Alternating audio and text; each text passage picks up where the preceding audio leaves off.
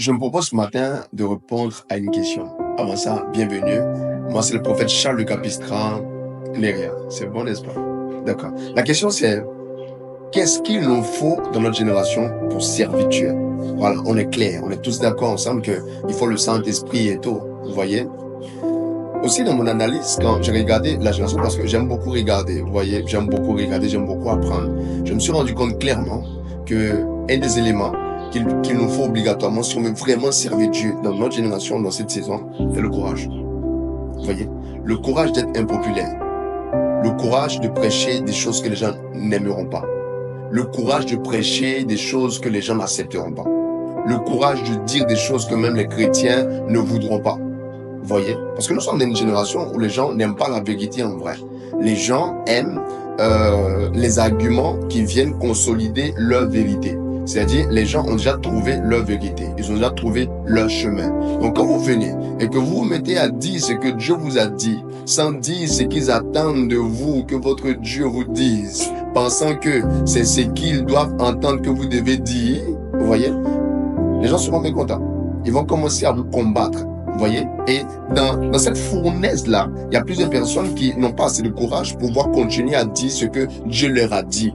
Vous voyez? Si on venait dire à quelqu'un, écoute mon ami, Dieu t'aime. Il y a quelqu'un qui va se lever à côté, qui va dire, oh non, cette personne a péché, donc il faudrait que tu lui dises, répands-toi.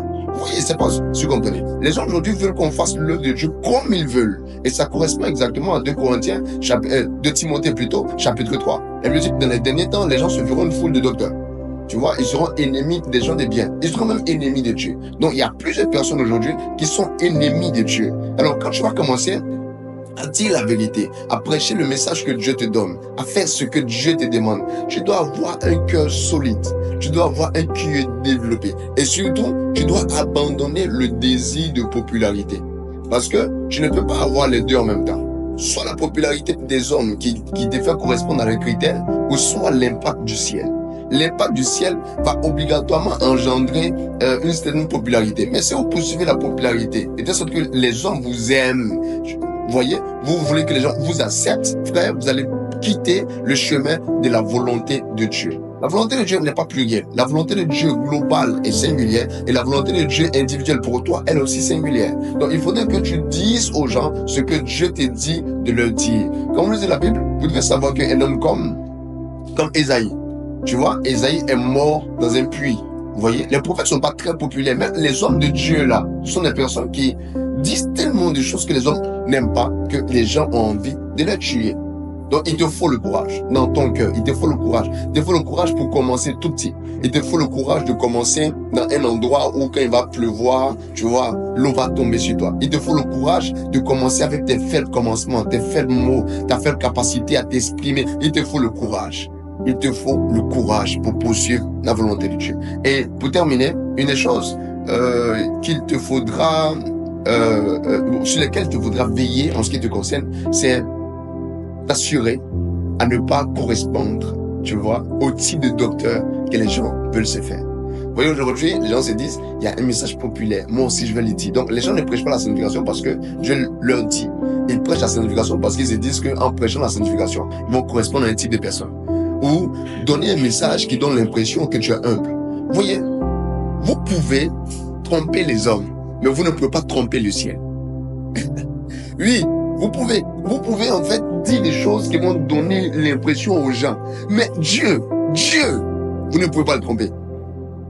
Et si vous voulez servir Dieu, vous êtes obligé de le faire dans 3 dimensions. La sincérité, la vérité et l'esprit. Vous voyez? Donc, si vous voulez que Dieu aille quelque part avec vous, donc si vous voulez vraiment servir Dieu, il est obligatoire pour vous de faire et de dire ce que Dieu vous dit. Même si c'est impopulaire, même si les gens n'aiment pas. Et vous devez avoir le cardio, vous devez avoir le quotient émotionnel de supporter le fait que les gens ne vous apprécieront pas tout le temps. C'est clair. Moi je dis tous les jours, quand vous choisissez Dieu, vous avez aussi choisi vos ennemis. Si vous avez choisi Dieu, vous devez savoir que ceux qui n'ont pas Dieu en eux vont vous détester. C'est normal. Vous voyez?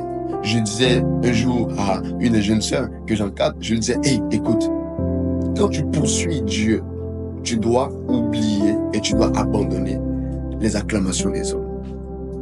Donc si vous voulez servir Dieu, soyez courageux en ce sens. Dites ce que Dieu vous dit. Pensez.